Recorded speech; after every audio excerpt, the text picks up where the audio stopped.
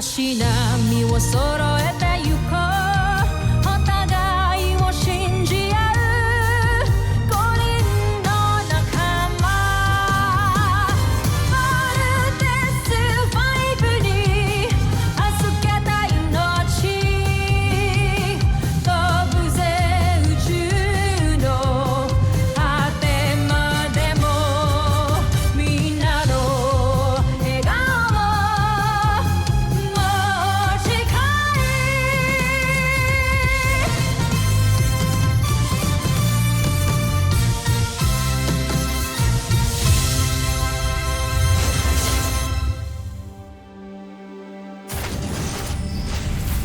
Ang nakaraan sa Voltes 5 Legacy. Sinira mo ang tagumpay ko, Sandra. Ngunit kailangan ko kayo iligtas sa pagkakataong yun, Joffrey. Nais ko lamang suklian ang pagsasalbang ginawa niyo sa akin. Hindi ko kailangan iligtas mo ko. Karangalan ng busan ang nakataya sa labi namin Steve Armstrong. At sinira mo yun. Ilang batalyong ba itong mga Bosanians na to?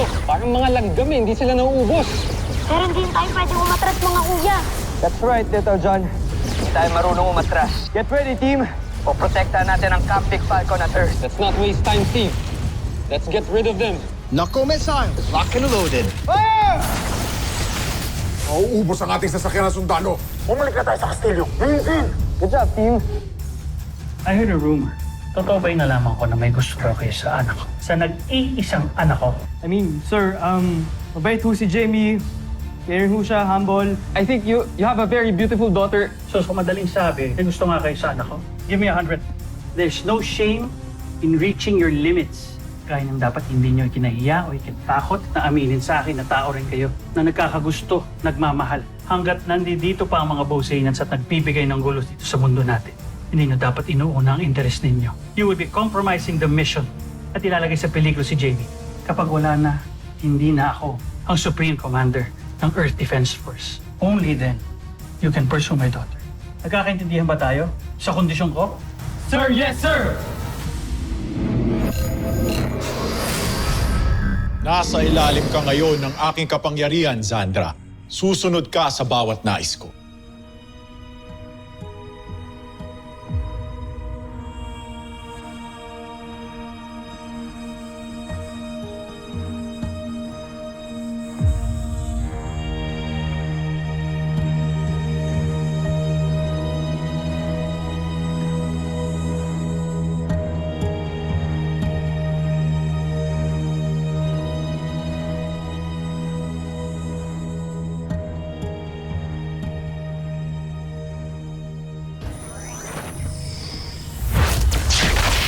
Layuan mo si Sandra!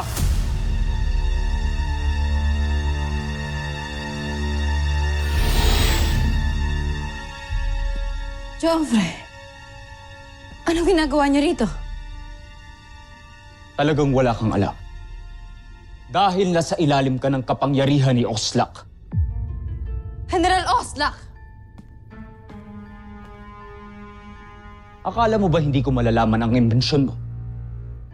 Akala mo ba hindi magsasalita ang mga sayantipiko kung paano mo ginawa ito? Tama kayo, kamahalan. Nasa ilalim nga ng aking kapangyarihan si Zandra kanina dahil sa singsing na yan. Kung sino man ang magsuot niyan, ay mapapasunod ko.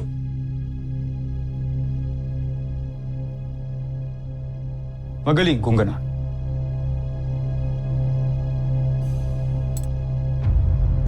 Sapat na ang aking nasaksihan. Tingnan natin ang pisa ng iyong imbensyon sa ating kalaban.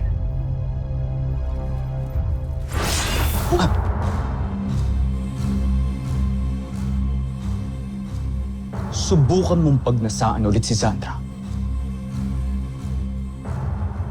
Ako mismong makakatapat mo. Opo, kamahalan. Homsak!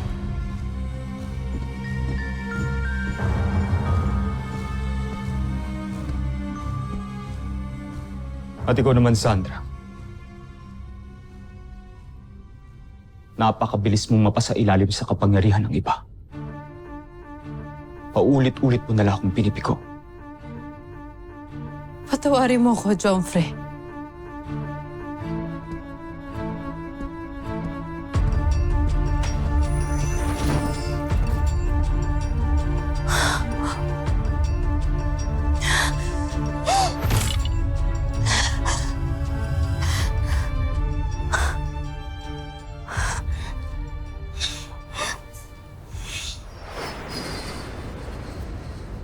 Sir, nakahanda na po ang transport nyo.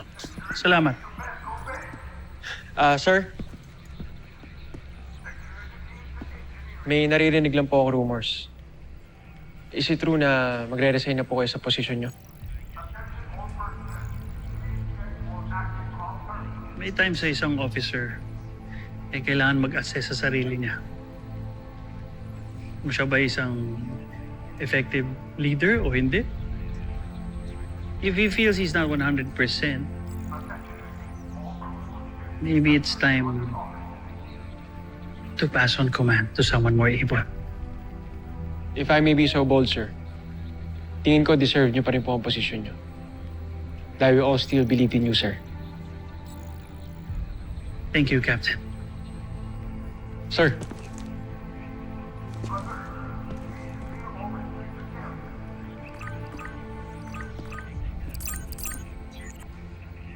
Jamie, anak, what's up?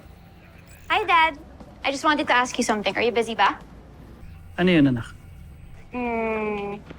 Tumaba po pa kayo? Jamie, wala akong time makipaglokohan sa'yo. At hindi ako tumaba, ha? Sige na. Baka madali ako. Pikon na naman kayo. Anyways, I just got you something and I hope you're gonna like it. Okay? Bye, Dad. I love you.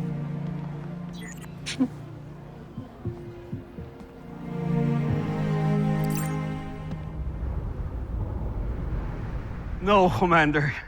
I don't think papayag ang United Nations sa gusto mong mangyari. We're in the middle of an interplanetary war.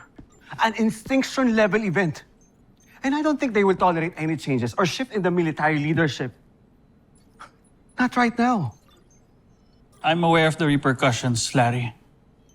I personally invited UN Ambassador Rogers over. Para masabi mo sa kanya kung ano talagang gusto mong mangyari. Larry, hindi na magbabago ang desisyon ko. Oscar, ano ba talagang dahilan? May dinaramdam ka ba? Are you sick?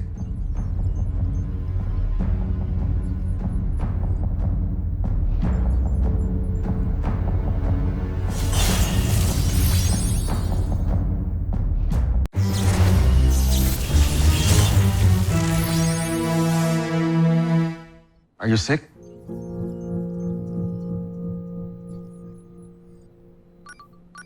Lieutenant Robinson requesting permission to enter, sir. Enter.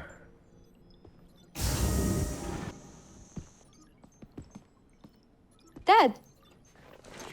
Jamie, Sir. may mahalaga kami pinag-uusapan. I'm sorry, sir. Sige lang, Commander. May panahon pa para makapag-usap kayo ni Jamie.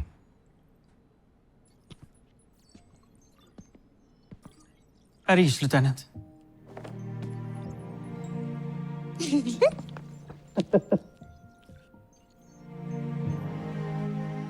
Parang pumapayat ka, Dad, ah. Ha? May sakit ka ba? Ako may sakit? Malakas pa ako. Gusto mo, mag-sparring pa tayo. Hinahamon niyo ako, Dad, ah. Game? Game?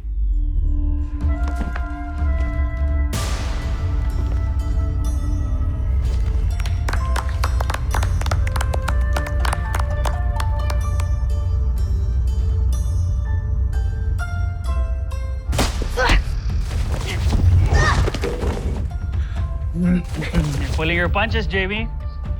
Sure you're up for this? Grabe, ang galing nila pareho. Nga, kuya. Di ko nga din alam kung sino nga i-cheer ko eh.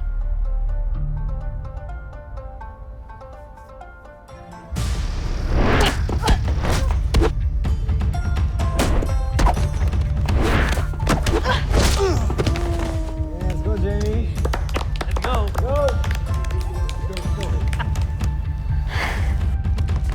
You wanna do this? Tomas, Yan na. Are you sure?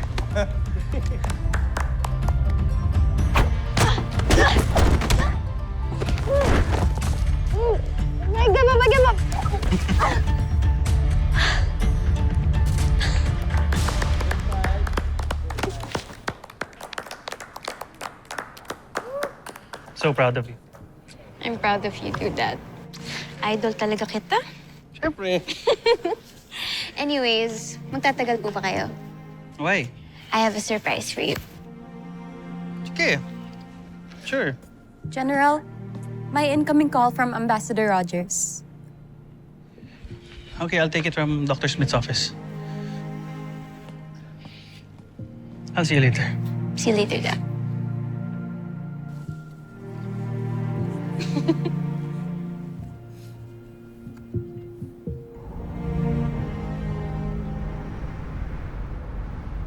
What you heard is true, Ambassador Rogers. That is the reason why I'm resigning my position as a Supreme Commander General. I understand, Commander Robinson, but have you asked for a second opinion about your illness?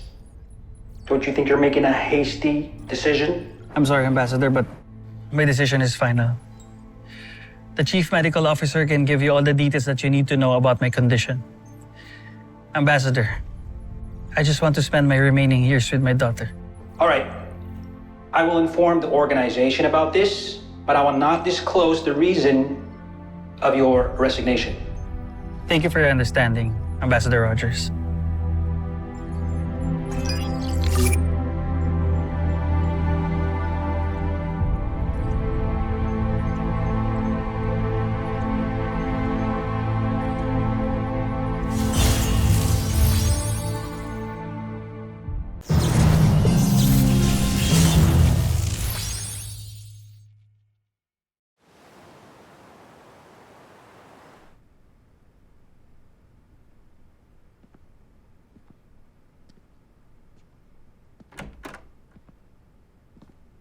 Hi, Dad.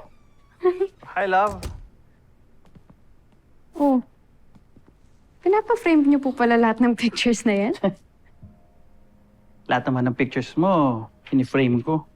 Tingnan mo, it's all you. Palibhasa kasi hindi ka na madalas umuwi dito. Alam mo naman kung gaano ka-proud ang daddy mo sa unika iha niya. Pero alam mo kung anong pinaka-favorite na picture ko? Ito. Natatanda mo ba kung kailan kinunan yan? To was right after pinili ako bilang one of the Voltes pilots. Mm-hmm. And it was also the same time na umasa ako na baka sakali magbago ang isip mo and you would want to live a normal life.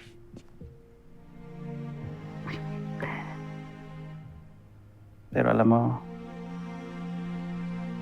masama man sabihin pero umasa ako na sana I was really hoping na hindi ka pumasa ng training mo. Pero hindi mo kami binigo. You passed the training. I've always admired your determination. But at the same time, up to now, until now, para akong atakihin sa puso kapag ginagawa niyo yung mga mission niyo. Takot ako para sa'yo. Dad, lagi naman po kami nag-iingat eh. Kalalo mo ako. Lagi akong nag-iingat dahil sa inyo. Alam niyo naman po to, di ba? Pero now that I'm serving the country, now the whole world, it's always been my dream, Dad. I want to make a difference. Gusto kong protektahan yung mga tao gaya ng palagi niyong sinasabi sa akin nung bata ako. Kasalanan ko pa ngayon.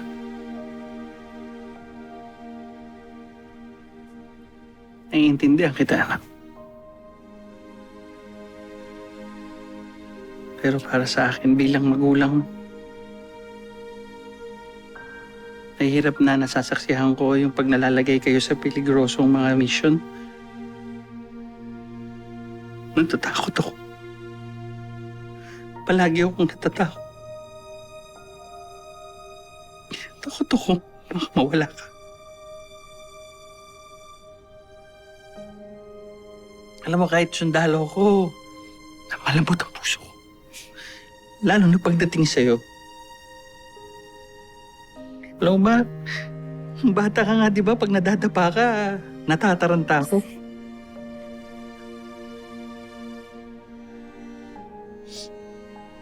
So, na-imagine mo, torture yun sa akin. Sa tuwing lumalabang kayo, yung sa mga demonyo, mga beast fighter na yan.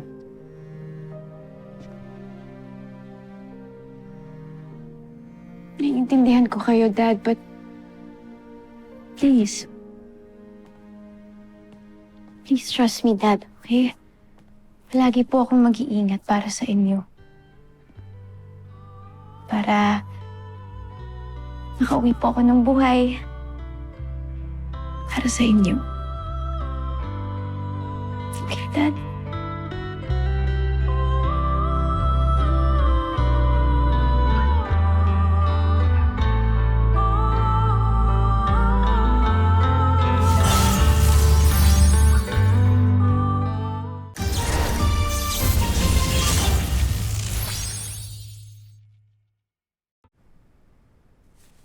Okay. Pero ayokong mawala ka dahil mag-aasawa ka na maaga. Ha? Jamie, marami akong alam na hindi mo kinukwento sa akin. Matanda ka na, maganda. Kaya hindi mo masisisi sina Steve at Mark na magkagusto sa'yo. Hindi ka pa pwede magka-boyfriend, lalong-lalo na ang mag-asawa. Okay?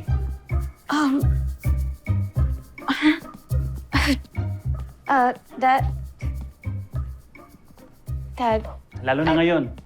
Hindi talaga pwede dahil nag-resign na ako bilang commander sa EDF. So, gusto ko mag-spend ka na ng maraming oras para sa akin. Kapag wala kang mission. nag-resign na po kayo sa EDF? Dad! Bakit po kayo nag-resign? It's about time. Nakapagsilbi na ako ng matagal. Tsaka, kailangan naman natin bigyan ng time to shine ng mga bagong officers. Gusto ko rin bumawi sa'yo, anak. Gusto kong bumawi sa'yo sa mga pagkukulang ko sa'yo nung bata ka. Just in case na nawala ako. Gusto ko magkaroon tayo ng mga experiences and moments na maaalala mo.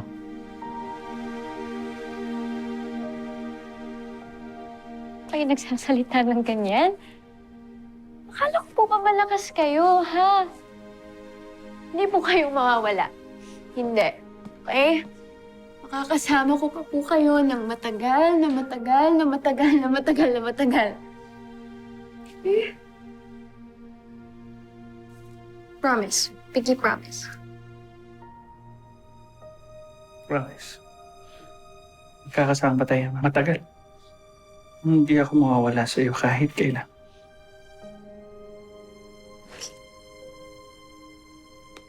Good.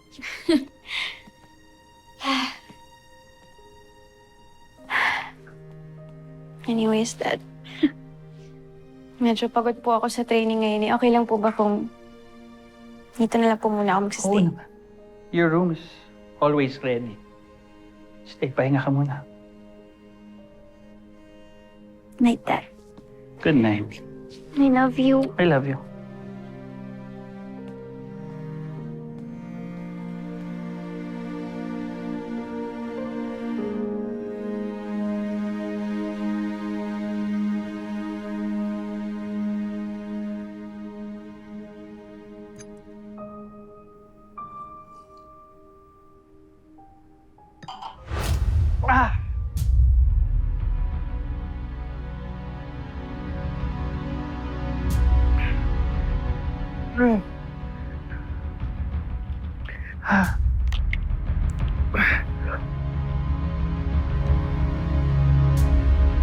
Hello,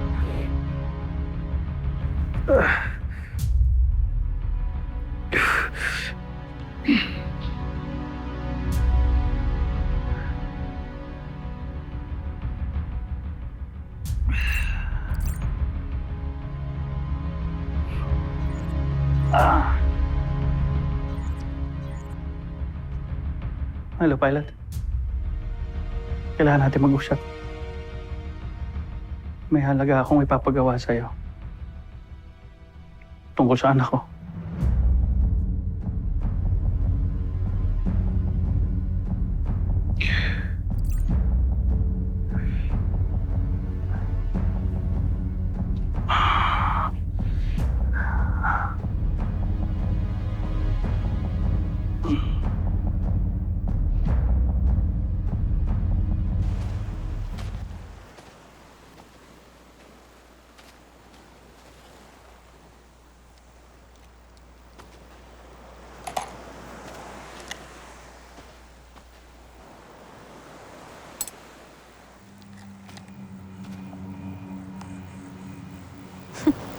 This is nice.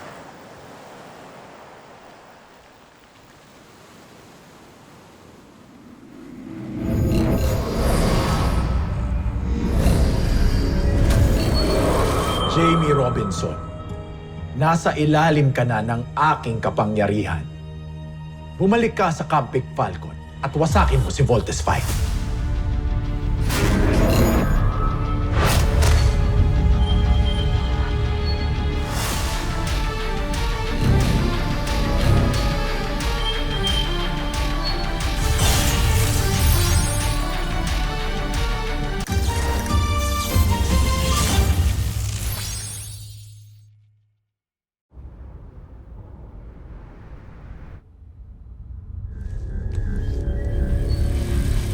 Nais kong wasakin mo ang bahagi ni Voltes 5 na naglalaman ng kanyang laser sword. Masusunod, Panginoon. I heard you already informed the ambassador about your retirement. And the chief medical officer also revealed to me that you have a health problem. Actually, it's not that fatal. Madadaan pa naman sa operasyon, gamot, and a change of lifestyle. Gusto ko lang naman na mag-retire para I could spend more time with my daughter. Tama nga naman. Panahon na para igugol mo yung buhay mo para sa sarili mo, para kay Jamie. Salamat, Larry. I know the kids are in good hands kahit hindi na ako parte ng team. Dahil alam ko nandiyan ka. So, how would you like to spend your retirement? Well, before undergoing the operation, I'm planning on taking Jamie to this beautiful island up north. Yung nakita ko yun nung nagre-recon ako eh. Tapos babalik kami dito. Dito ka pa rin titira? Ayaw mo ba? Hindi naman, pero baka maging stressful para sa yung lugar na to. Dito na ako naging tao, Larry. Dito na ako tinubuan ng puso. Hindi ko kayang iwan ang lugar na to. At tutulong pa rin ako sa aking makakaya. Not until we accomplish our mission. Okay lang ba sa'yo? Of course. You're always welcome here, my friend.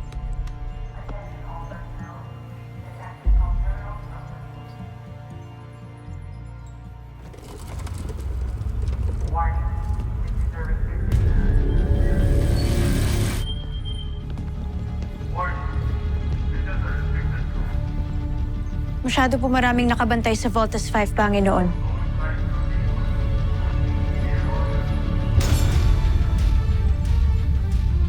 Nakita ko po si Commander Robinson. Ito na lang ang gawin mo. Takpin mo si Commander Robinson at gawin mong pain. Hanggang hawak ko ang iyong ama, hindi ako magagawang wasakin ang inyong hukbo.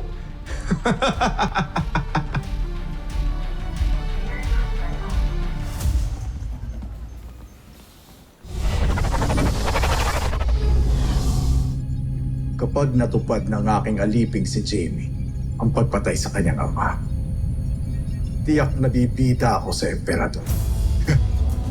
At hindi si Xander.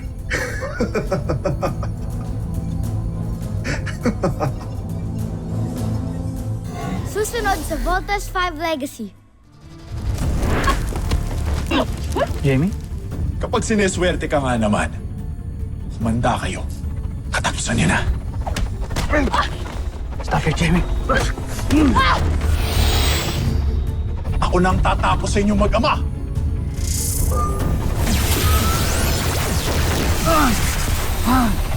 Jamie.